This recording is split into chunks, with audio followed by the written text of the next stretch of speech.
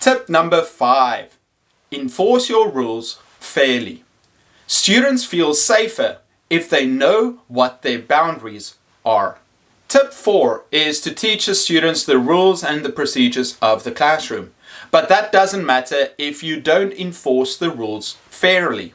That means that the rules should apply to all the students at the same standard. Because if you punish one student for doing something and you don't punish another student for doing the same thing, then you're not being fair. And one of the biggest things that we as humans feel at a very instinctive level is that if something is unfair, we don't like that. And students expect you as the teacher to be a fair judge. If you are fair, students will accept your judgment.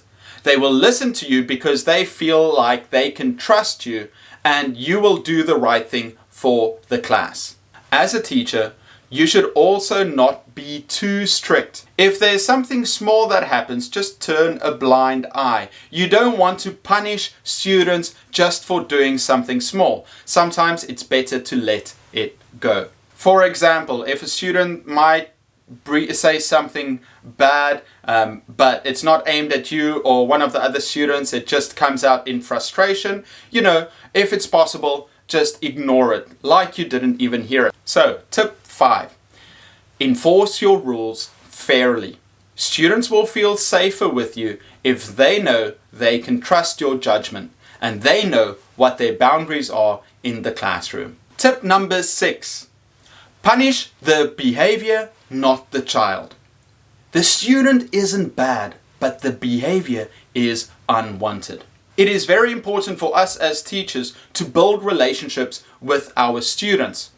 And if they feel like we don't like them, they won't like us back and they won't feel comfortable with us. So whenever something happens in the class, don't get angry at the student. You say, I'm disappointed. That behavior is unwanted and I don't want to see it again. But if you make it about the student, they will feel like you are attacking them. The best way to solve problems in the classroom is by going to the student and saying, this is not the behavior I want in my classroom and I think you can do better. Instead of going to the student and saying, what you are doing is horrible. I hate that you're doing that.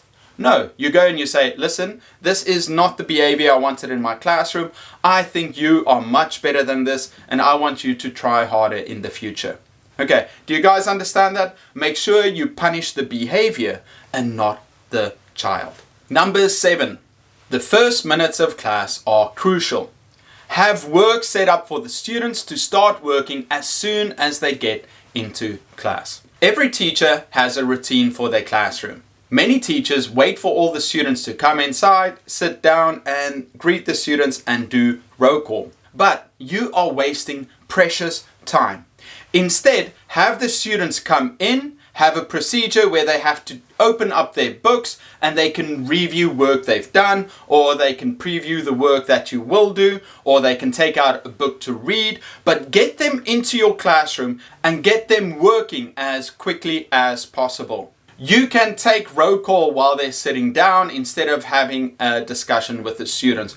But this depends. I know that some teachers like to have roll call because it calms the students down. If that is what you like to do, by all means do that. But I still think it's very important to get the students working as soon as possible. So when they get into the class, they know, oh, okay, wait, the teacher expects me to take out my book and to do this. And they do that every class. So you don't have the problem of coming into the class telling all the kids, okay, everyone, settle down.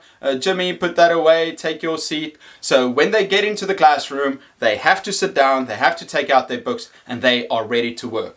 Trust me, if your principal sees this happening in your class, they will be so impressed with you because teachers don't generally do that. So you will stand out from other teachers if you get your students working as soon as they get into your classroom.